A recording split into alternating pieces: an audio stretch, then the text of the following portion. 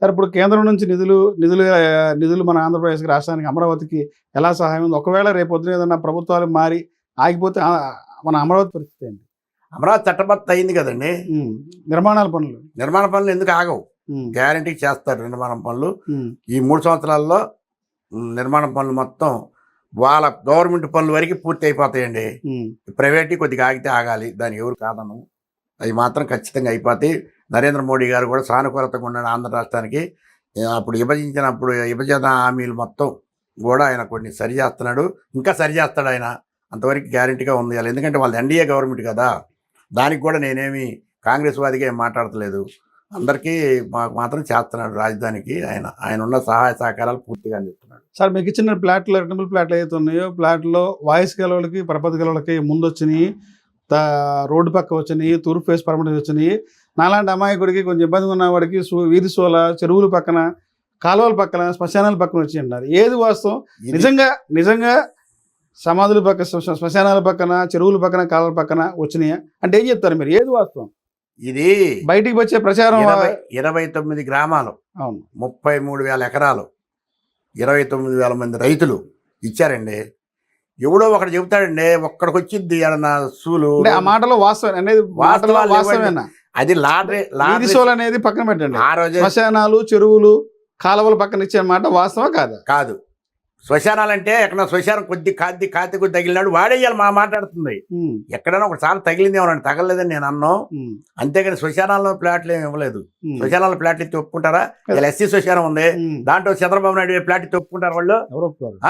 మరి ఓసి మా శ్మశానం ఉంది, ప్లాట్లు ఇస్తే నేనే పోయి అడ్డం తిరిగా. మా దాంట్లో ఇవ్వడానికి లేదు, మాది మాకు ఉండాలని. మీరు ఇక్కడ కాదు, మీకు మంచిది ఇస్తామన్నారు, ఇచ్చినాడు మాట్లాడదామని అన్న. మరి ఆపేశాం. శ్మశానాల్లో ఇవ్వలేదండి. ఎక్కడన్నా ఒకటి తగ్గితే తగిలిద్దాం. లాడర్ సిస్టంగానే తీశారు. నేను 4 ఎకరాలు ఇచ్చాను, నాకు ప్లాట్లు ఇచ్చారు.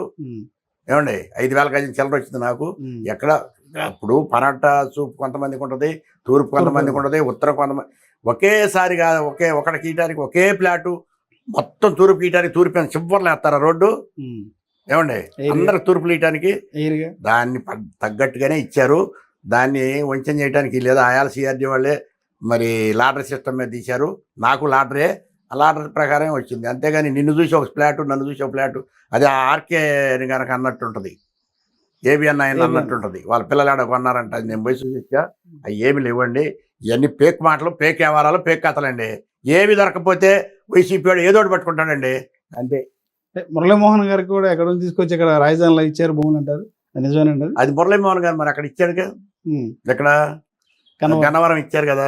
మురళీమోహన్ గారు అని ఇంకో నిర్మాత ఎవరు ఉన్నాడు, ఆయన వాళ్ళ పొలాలు ఇచ్చారు కదా, అశ్విని దత్ గారు. మరి వాళ్ళకి ఇక్కడ ఇచ్చారు. రాజధానిలో కావాలని కోరుకున్నారు, ఇచ్చారు, అంతే. దాన్ని తప్పే ఉంది?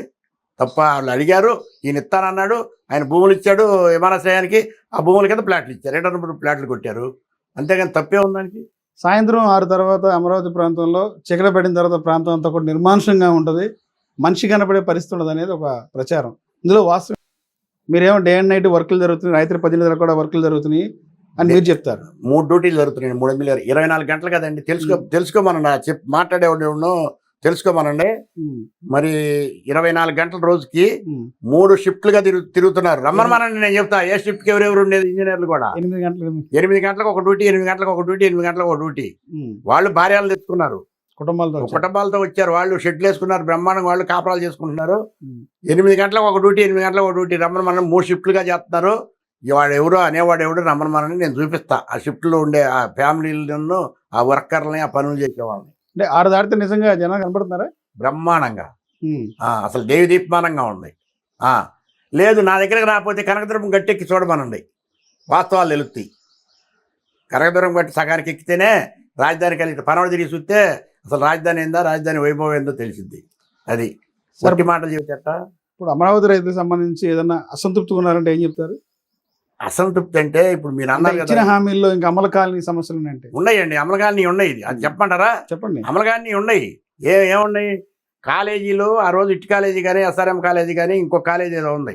ఈ 3 కాలేజీలో ఏం చెప్పారు? మేము లేని పిల్లల్ని దత్తత తీసుకొని మేము చదువులు చెప్పిస్తా ఉన్నారు. దాని గురించి ఇలా మాట్లాడే నాయకుడు లేడు. వాస్తవం ఇది.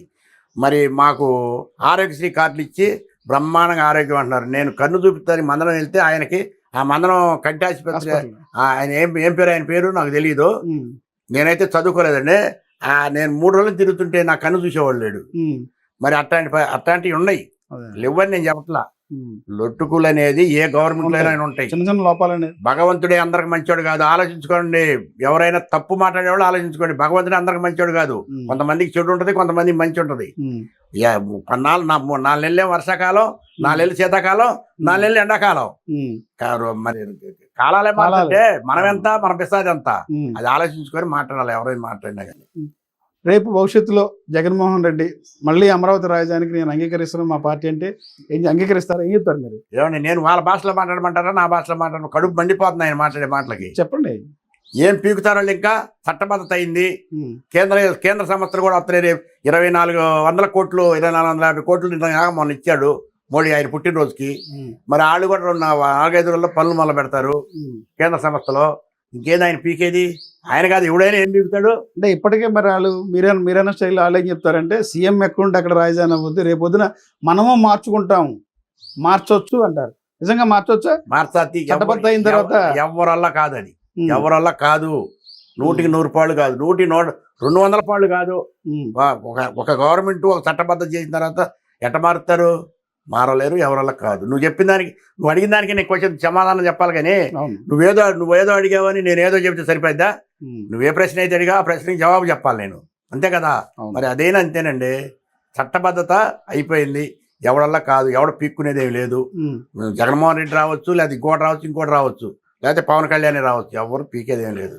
చట్టబద్ధత అయిపోయింది. అది ఆంధ్రలో రాజధాని అమరావతి, నొక్కి వక్కాలని చెప్తున్నా. నేను కూడా ఇంత మంగళ చెప్పలేదు, ఇప్పుడు చెప్తున్నా. రాసుకోవచ్చు, లిఖితం చేసుకోవచ్చు, దానికి ఎవరు ఏమి చేసేది. అంటే ప్రభుత్వం 2వ విడత 3వ విడత భూసేకరణ అంటే మళ్ళా జగన్ వస్తే మా పరిస్థితి ఏమవుతుంది, రైతుల్లో కొంత అభద్రతా భావం ఉంది అనేది కొంత ప్రచారం ఏం చెప్తారు? ఉంది అభద్రతా భావం ఉండే. ఇప్పుడు నిదానంగా ఇస్తున్నారు. పరివి, శావపాడు, వైకుంఠపురం, వడ్డమాను వీళ్ళందరూ నిదానంగా ఆలోచించి ఇస్తున్నారండి.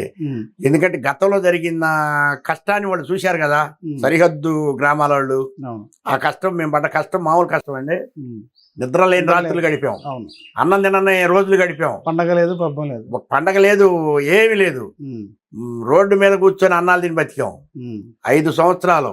1631 రోజు మమ్మల్ని నానా చిత్రహింసలు పెట్టి నన్నే 42 రోజులు జైల్లో పెట్టాడు. నేను కాంగ్రెస్ వాదిని. 42 రోజులు సజ్జల రామకృష్ణారెడ్డి తెలియదా నేను కాంగ్రెస్ అని? ఆయన తెలుసు పూర్తిగా. అయినా నాకు బెయిల్ రాకుండా చేశారు. 22 రోజులు అసలు బెయిల్ రానిలా నాకు. ఎన్ని కేసులు? మేము 5 ఏళ్లలో 36 కేసులు పెట్టారా? అయితే పోయినలేండి, ఈ గవర్నమెంట్ వచ్చినా తీసేశారు. ఇంకొకటో రెండో ఉన్నాయి, అది కూడా పోతాయి 4-5 రోజుల్లో. సార్ ఇప్పుడు రైతులకు సంబంధించి